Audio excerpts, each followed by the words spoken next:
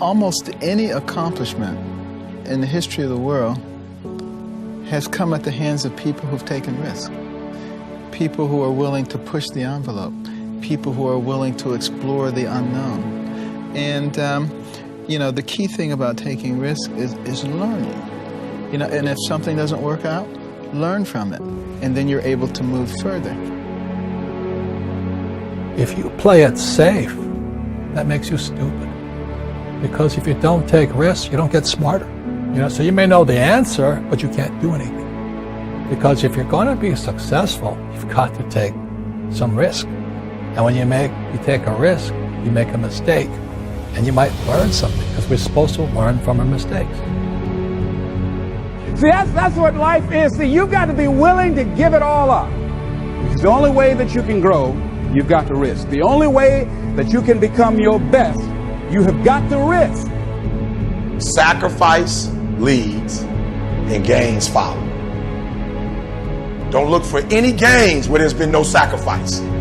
Don't wake up and look for no gain. Don't look for your game to improve. Don't look for the record to improve. Without sacrifice, there are no gains. You're gonna fail. You're gonna fail 10 times, 100 times, maybe even 1,000 times. But that's okay. Failure isn't permanent. Falling isn't permanent. You get right back up and keep going. And this time, you're gonna be stronger, wiser, and you'll be more driven than ever. And for every 10 failures, you'll land one success. You have to love success so much that you're willing to fail 10 times before you can succeed once. That's how a winner does it. Here's something else. Want to create a greater sense of fulfillment? Challenge your fears. Challenge them. Look those fears in the face and take them on. Don't allow them to rule you. Decide that you're going to take some chances. And something else will take its place. If I quit, however, it will last forever. I dare you to take a little pain. I dare you. I dare you not to go home.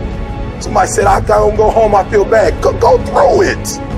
You ain't gonna die. At the end of pain is success. You've got to be willing to risk. If you're not willing to risk, you can't grow in life. Life has no power when you're not willing to risk. It's that to laugh is to risk appearing the fool. To weep is to risk appearing sentimental. To reach out for another is to risk involvement. To expose feelings is to risk exposing your true self. To place your ideas, your dreams before a crowd is to risk their loss. To love is to risk not being loved in return. To live is to risk dying. To hope is to risk despair. To try is to risk failure. But risk must be taken, because the greatest hazard in life is to risk nothing. The person who risks nothing, does nothing, has nothing, is nothing. They may avoid suffering and sorrow, but they cannot learn, feel, change, grow, love, and live. Chained by their certitudes, they are a slave. They have forfeited their freedom. Only a person who risks is free.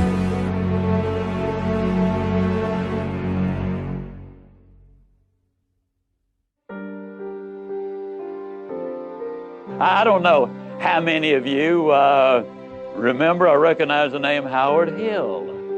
Now, Howard Hill was a good Alabama boy. He was an archer.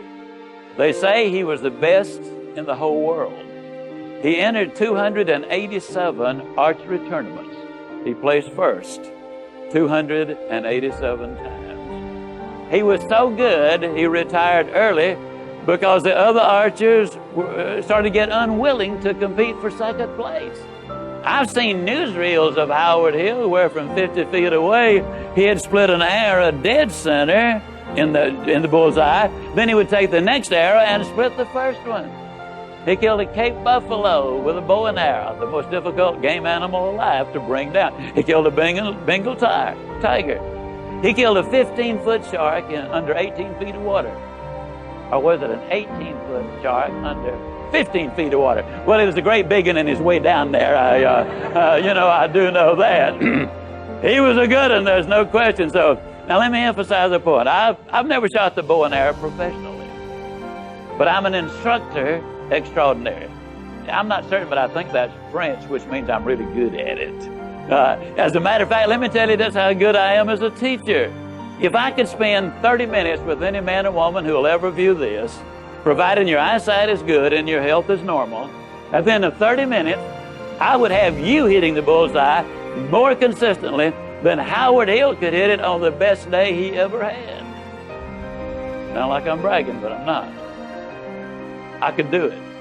Provided, of course, you had first blindfolded Howard Hill and turn him around a couple of times so he wouldn't have a clue as, which way am I headed? And you might say, well, now, Ziegler, my goodness alive, fella, of course you could. That's ridiculous.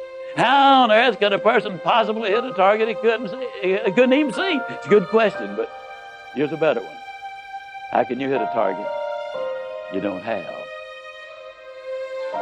Also, one more thought on discipline. Here's the greatest value of discipline. Self-worth. Self-esteem.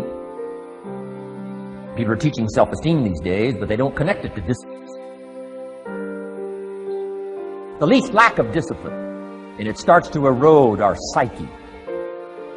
One of the greatest temptations is to just ease up a little bit, right? The slightest lack of doing your best starts to erode the psyche.